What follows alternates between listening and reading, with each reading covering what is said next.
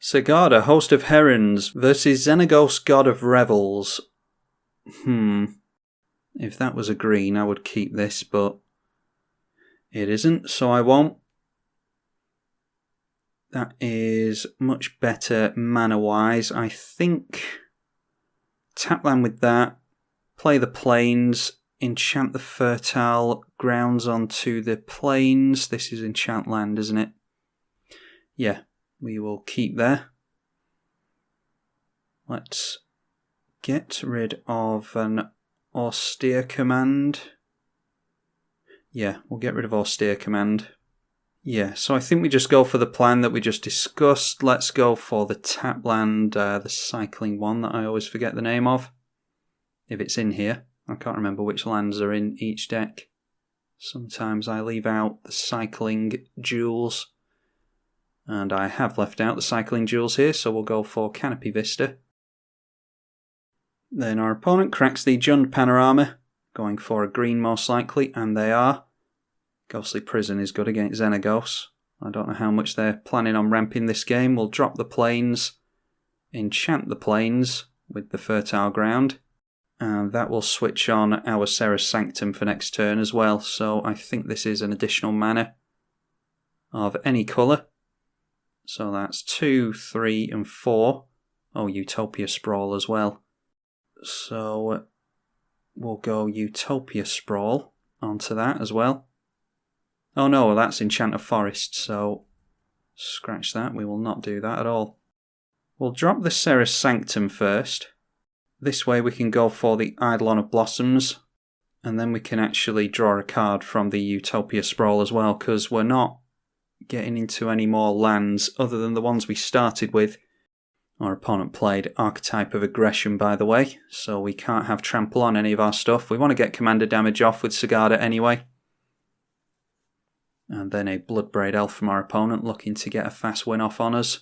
They cascade into Chord of Calling, which they can do nothing with off of Cascade, so you can't really get much worse with a Cascade into Chord of Calling. Let's go City of Brass. Then if we go like that and enchant the forest, typically don't want to enchant the non-basics because they're easy to blow up, but yeah, we'll go for green here. And then Eidolon of Blossoms triggers, we get into another land, that's good. So now we can go for Sigarda, Host of Herons. And then that taps for some mana. Let's go. Yeah, we want to put a buff onto Sigarda, +1/+1, so that we can get commander damage off quicker. If we just leave her at a 5/5, it would actually take us 5 combat steps to get the commander damage through. But if we can get commander damage through in 3 combat steps, which we can't currently, then that's even better. But we do have the Daybreak Coronet in play, or in hand. Oh, extra planar lens. They've only got 2 choices here though. They're going to make their mountains tap for 2. So that's 2, 4 and 6 they've got. Yeah, extra planar lens not as good outside of mono-coloured decks. And we could ruin our opponent's day with an O-ring as well. So let's throw out a plains. And I'm going to have to work out how much mana we've got here if we do things in a certain order. We can go like that and that. Get down the Mesa Enchantress. Then the Daybreak Coronet. And then we'll have enough for O-ring as well, yeah. So let's go for the Mesa Enchantress. Followed by the Daybreak Coronet. Draw a card with the Mesa Enchantress. Get into Duelist's Heritage. We can't win this turn, can we?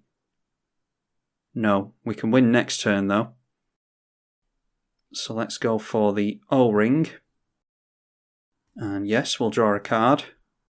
Eidolon of Blossoms draws us a card off of O-ring entry and we'll get rid of the extra planar lens. So our opponent got rid of a mountain for no reason, but That's the risky run. Then we could Swords to Plowshares, but I think we're okay just going for the Duelist's Heritage. I'm going to draw a couple of cards again. We get into Path and Swords to Plowshares. Yeah, so we're doing very well here.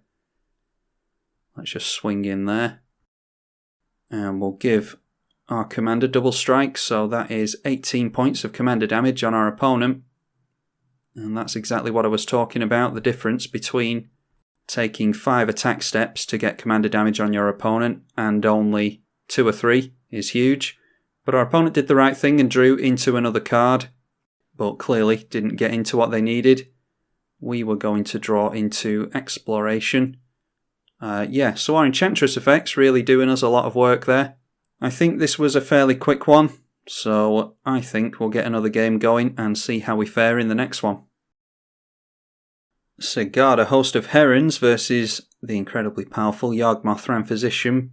We are on the draw, but we've got a Sol Ring, so should be able to keep up with our opponent quite easily. Assuming that they get into a fast start, which I always do assume that they're going to. Alright, they're going for the snow-covered swamp, so they've probably got extra planar lens in the deck. Let's just start off with the forest and a Sol Ring.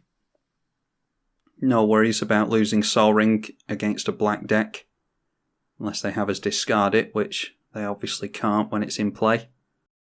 Now a Genesis Chamber as well. Let's go for... Do we want Kazali Pride Mage or not? I think we can surprise our opponent with that. Yeah, let's go for Open the Armory. And then we can get down the Miri's Guile as well. I think it's Ethereal Armour we want. Yeah, for each enchantment we control. Could go for Bear Umbra. No, I think Ethereal Armour's fine. Then we'll get down the Miri's Guile and start cherry picking the cards that we want to draw into. Phyrexian Arena for our opponent. We are looking to kill them off much faster than a Phyrexian Arena, unfortunately. Exploration with only 1 card in hand isn't particularly good, so it's Findhorn Elves and draw into the Plains, because we want double white for that Daybreak Coronet. Now let's see if our opponent can make us sacrifice a creature. And we get into a Mirror token for chump blocking. Like I said in the last game, we're really looking to get into some fast commander damage with this deck. Our opponent's down to 3 cards in hand. Maybe they had to mulligan and I didn't realise. Go for their Yawgmoth and they can sacrifice the Mirror to get rid of ours. Don't really care about that, but they do draw a card. Austere Command. I think we just go for the Exploration here so that we've got an extra enchantment in play to buff our commander with. So we'll drop that land, go for the Exploration, and the Ethereal Armour onto our commander.